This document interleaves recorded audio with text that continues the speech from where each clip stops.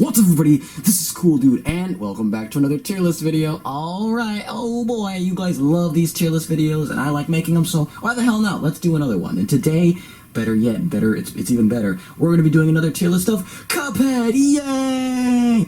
Yeah, I know, it's more Cuphead stuff. It's good, it's cool. But this time, I'm going to be doing this a little differently.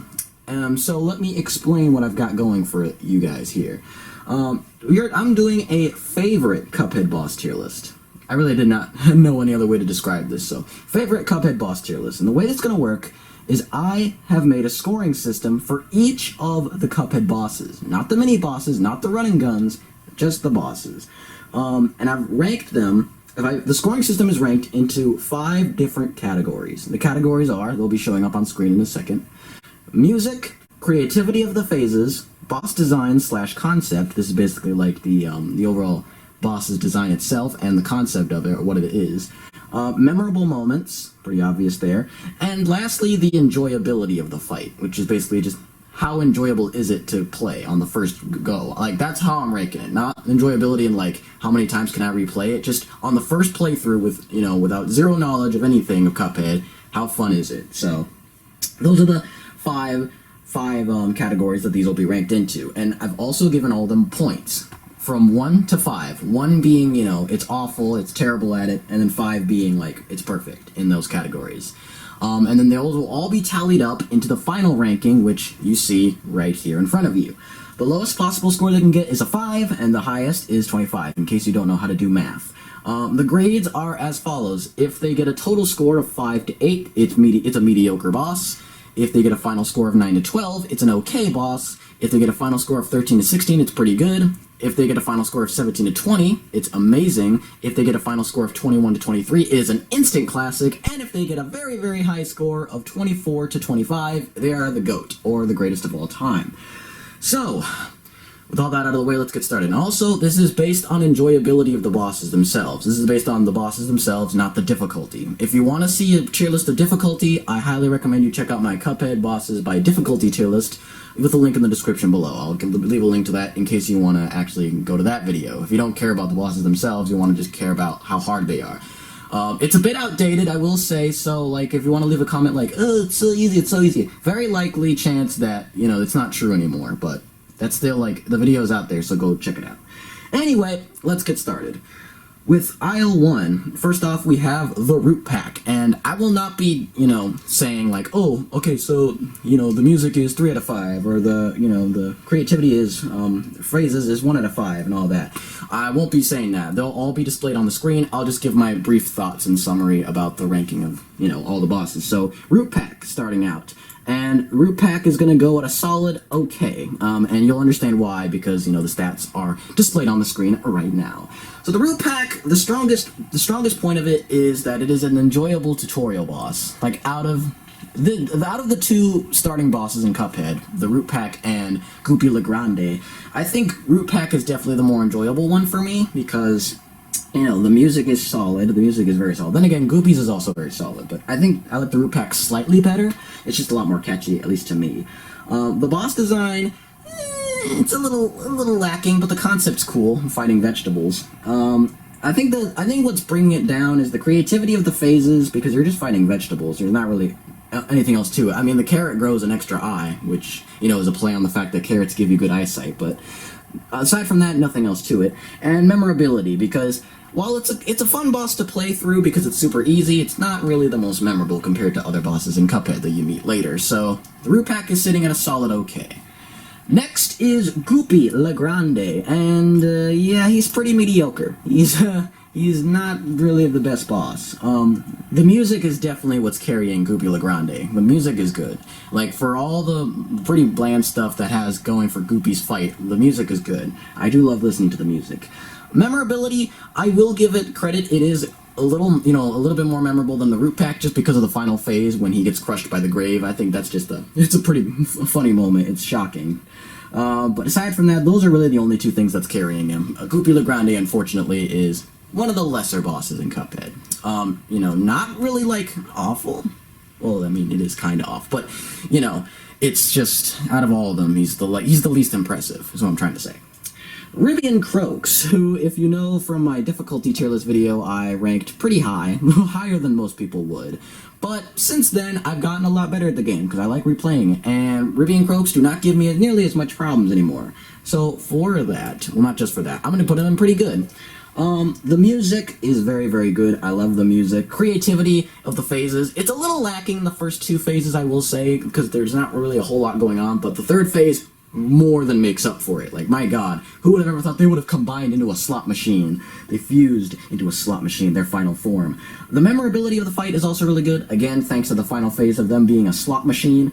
Enjoyability is really good because it's not that difficult on the first playthrough. Sure, there might be a few steps, especially towards the end in the slot machine, that you might get confused on, you have to parry the switch, but it's not that bad. The thing that's bringing it down is the design. The design is a little lacking to me, and I'm not counting, the boss design and the concept do not count, like, their mutations and their transformations in the phases, just them by themselves. And the boss designs, yeah, they're a little lacking. But honestly, Rivian Croaks is a pretty good boss. It's just really, really solid.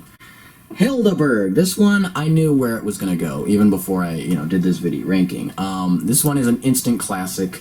Hildeberg just has amazing creativity of the phases. It's just, all of the fight itself is just super creative and amazing. It has one of my, Hildeberg is one of my favorite boss designs in the entire game. Just the fact that she's a living Zeppelin. It's super, super funny, and it's super cool.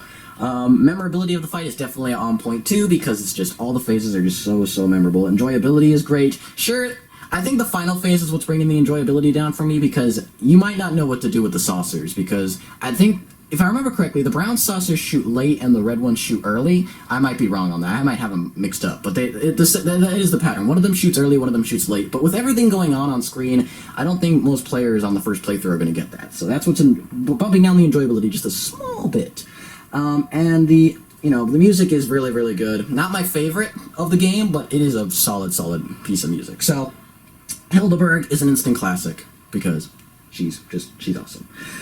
Alright, next is Cagney Carnation. A lot of people love Floral Fury's music, and I love it too. It is so good. The boss design, it's a little lacking for me.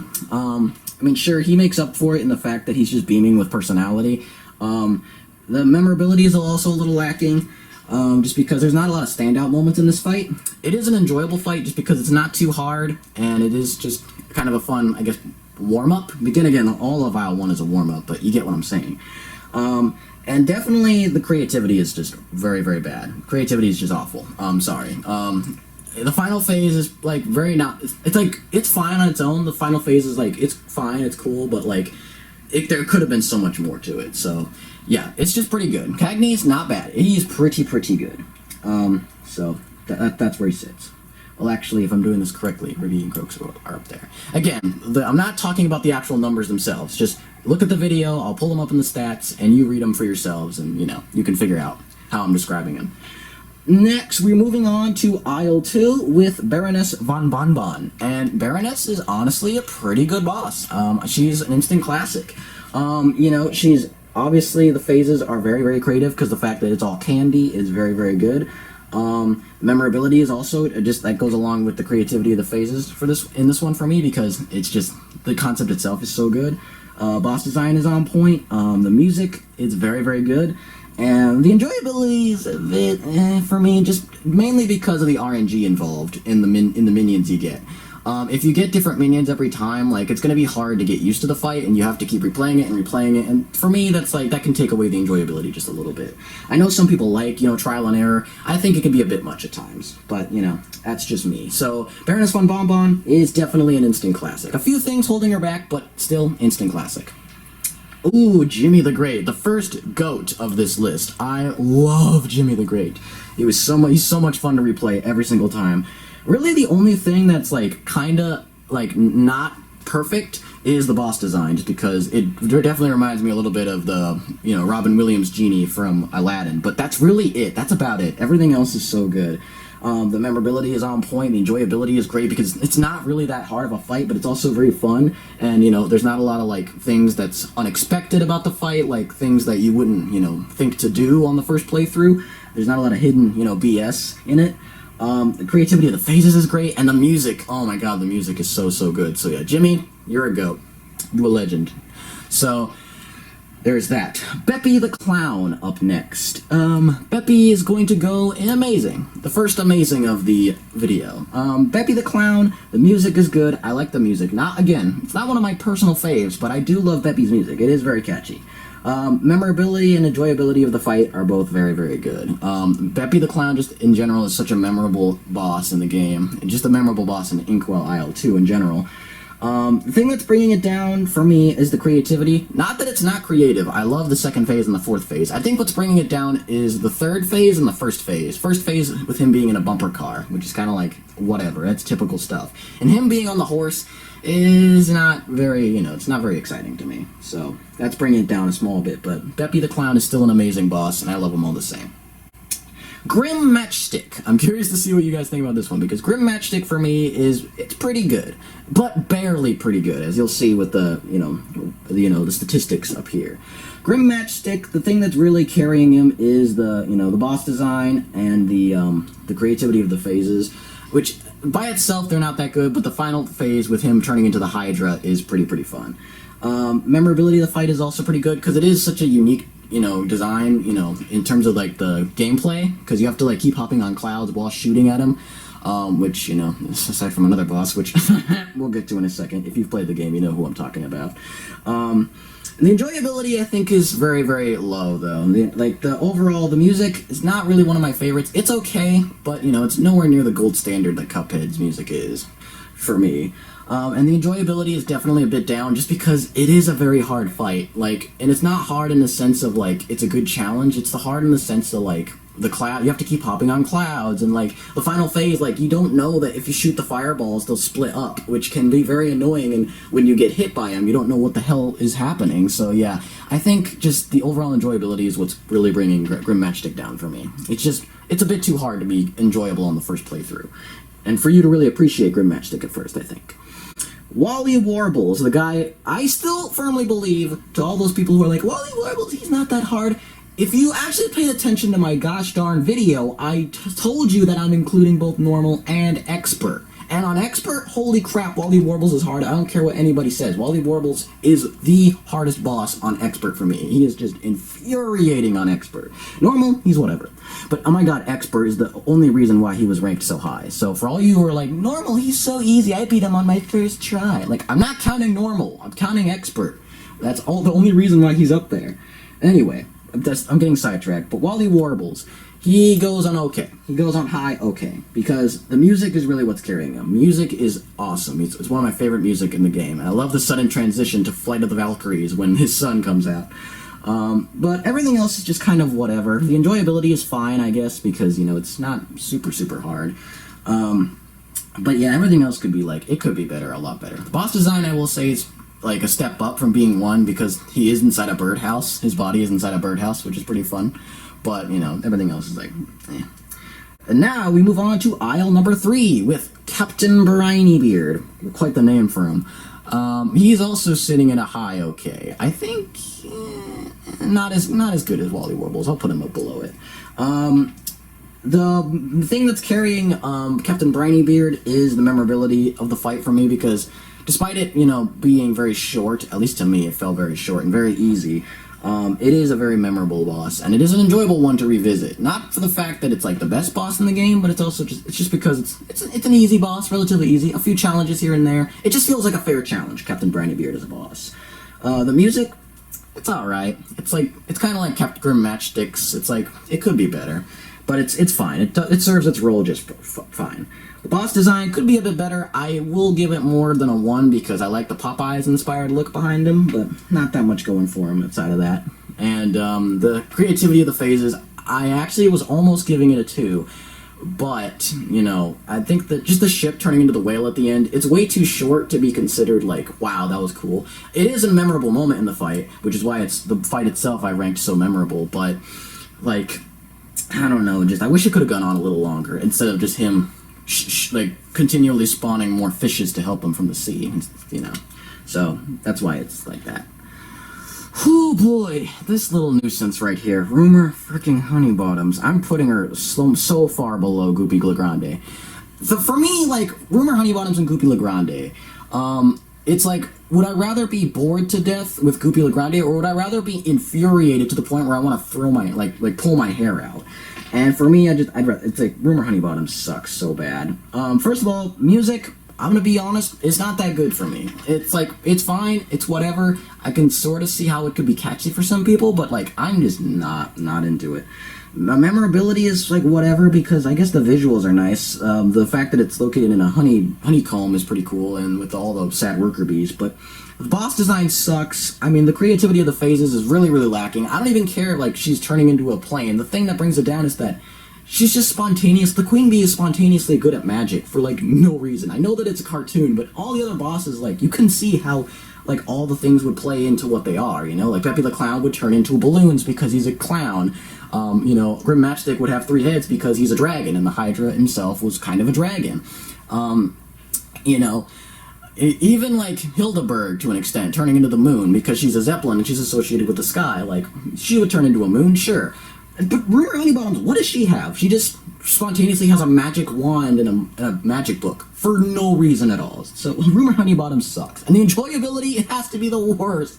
It was so easily going to be a 1 because I hate that boss so much. I hate playing that boss. It's the one boss I dread replaying. Like, not a lot of bosses, even the ones that I think are a bit of a challenge for me, I don't mind replaying them because there's some good aspects of them.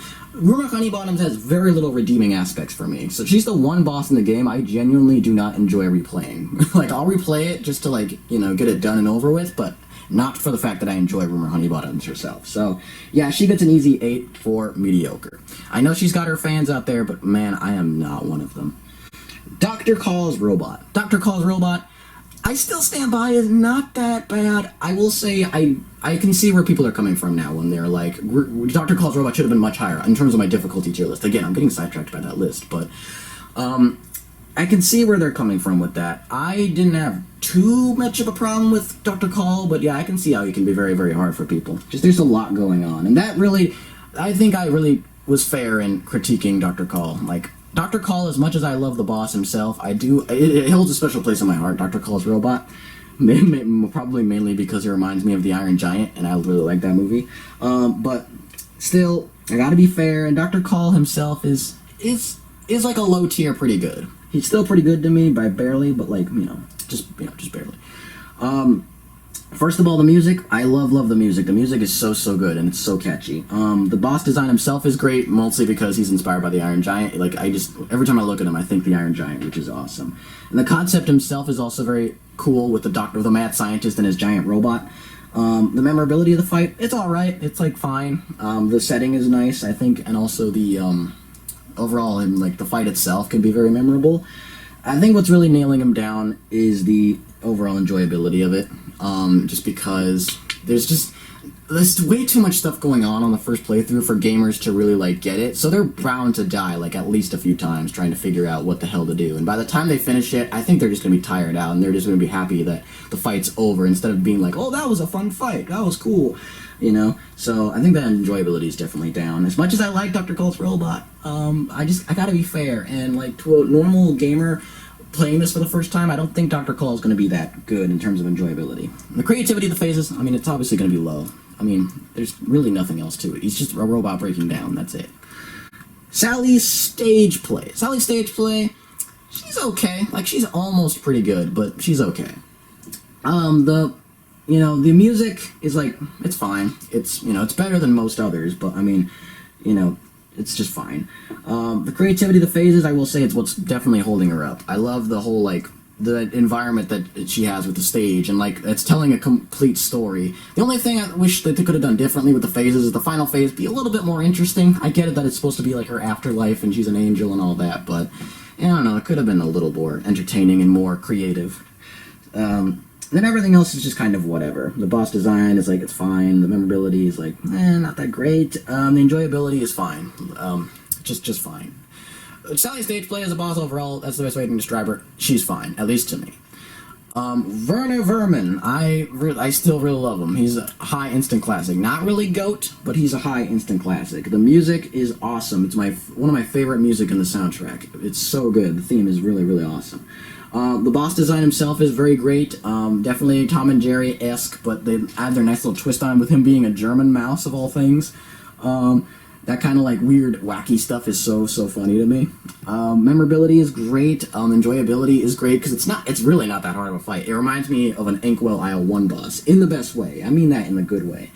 The creativity of the phases is definitely the only thing that's like preventing him from being a GOAT. The final phase is awesome, with him, piloting a giant robot cat, and the twist that he was controlling it the whole time is still one of my favorite moments in the game. But the second phase and the first phase is definitely like, it's fine. Like it's creative and all with him driving a suit for a tank, but like it's fine. Cala Maria, all creepy fan art aside, she is a really good boss, legitimately. Instant classic, not a GOAT, but it's an instant classic. I know people are gonna be like, she deserves to be GOAT. Look, being high instant classic is not anything to be ashamed of, alright? So, I don't want to hear it, man. Boss design is 5 out of 5. She's like probably one of the most recognizable bosses from this game. Memorability is also very high because the whole fight itself is a blast. Enjoyability, same thing applies to that. The creativity of the phases is pretty nice. I will say the final phase is a bit like whatever to me. I get it's supposed to be like a play on Medusa with the head, but could be better. And the music is not my favorite again, but it is pretty solid. It's solid. It's a solid theme. So Cala Maria is an instant classic right up there. Phantom Express, this is the perfect boss. This is, ladies and gentlemen, in my opinion, this is the best boss in Cuphead. I really have not much to say. It checks off all the marks for me. The music is amazing. It's like such a great, like creepy, but also like upbeat tune for the boss. The creativity of the phases are really good because they're all just spirits of the train. They're all the ghosts. The boss design is really good. Just all of it. It's just amazing. The memorability is just so good because it's just such a memorable fight to end Inkwell Isle 3 on, and enjoyability, again, it goes with it, because I know some people will say that, oh, I don't think the mechanic of the cart could be very easy to pick up on the first playthrough, but it's not one of those mechanics that I think are, like, super hard, like, it's not something like Rumor Honeybottoms, where it's just unfair to the point of just, it's not even that fun, it's just tedious to play over and over. It's just one of those things you have to, like, kind of play it a little bit just to get the general gist of how to move the cart, but then everything else after that is pretty easy. And I know, just to address the thing I said in the, difficulty video, I know, like, some people are like, the T-Bone is not that hard. The tips did help me. I listened to the tips, and T-Bone does not give me nearly as much trouble as he did before, so I thank you for that. That's all I wanted to say there. And finally, we move on to the final two bosses of Inkwell Hell. And by the way, yes, for this list, enjoyability, I'm counting the normal ones. Because Simple, I know Simple has, like, some of the phases are reduced, and some phases are not there at all, which, it's just stupid. So I'm counting normal. Not that Expert's any different, it's just a little bit harder, but, you get what I'm saying. King Dice. I'm Mr. King Dice. I'm the gamest in the land, and also one of the best in the land. Yeah, he's an instant classic. I mean, the boss design, do I even need to say it? It's perfect. Like, King Dice himself as a boss is just iconic for the game. He's like, definitely, I think, when people say he's a lot more of the main villain than the devil ever was, I agree with that statement. He's amazing. He's cool. The memorability of the fight is also pretty good. Again, because it's just such a unique boss from everything else. It's a game. It's not even like a boss. I'd consider it more of like a nice, fun game towards the end of it. A game within a game, if you will. The enjoyability is also pretty good. I put the enjoyability in the middle, though, because this is definitely one of those bosses that depends on how you play. Like, if you're really good at parrying, you might find this one pretty infuriating. If you're pretty good at parrying and you know the strats and you know like what mini bosses you have to go to, then this boss will be pretty fun. And so I put it at 3 out of 5, just whatever you want. It's just perfect in the middle, I think. And the music, it's alright. The castle thing, I don't know what it's called. It's like the theme for the mini bosses. It's alright. It's pretty one note to me. But the thing that's carrying the music is definitely when you get to King Dice in the end, when he's doing his maniacal laugh. I almost said mechanical laugh. I'm such an idiot. Maniacal laugh, and he's like, his hand is dancing, and the cards are coming out, walking towards you. I'd say that theme is really good. The remix of the King Dice's Die House theme, which it's really good. I will say, on a side note, I really wish that for this fight, they would have made King Dice and his minions separate. Like, I really wish they would have allowed you to have a checkpoint after you get to King Dice, and King Dice has his own phases, because King Dice was just such a cool character in the game. He's such a cool villain, and I wish you could have actually fought him like a real boss, instead of just having him be a last-minute, like, stretch of, like, almost like a test of strength and, like, a endurance test. I just wish he would have been more of a boss, you know? But that's just me. It's still a great boss all the same, and I do like revisiting it.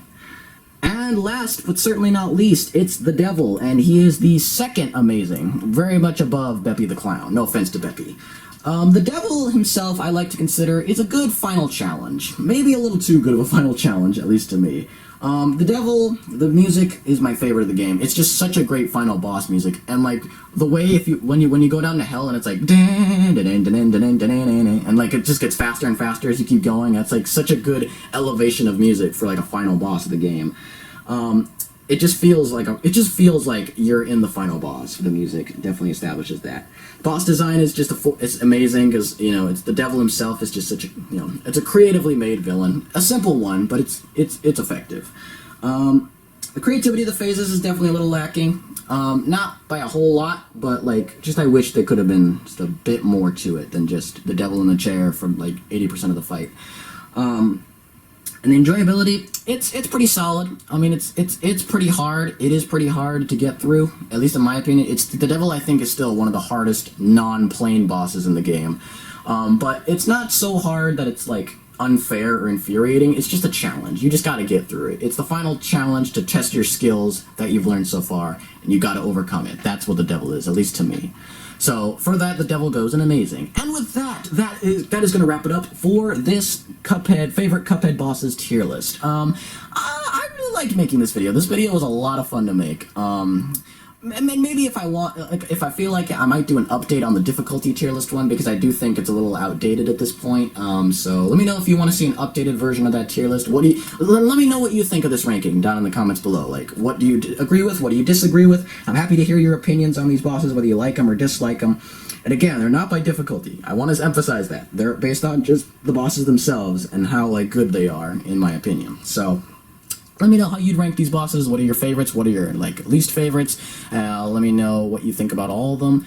And if you don't care about Cuphead at all and you just want to leave a comment anyway, then go ahead and leave it. I'll be happy to read it. And with all that out of the way, until next time, guys, stay cool, and I will see you in the next video. Bye-bye, y'all.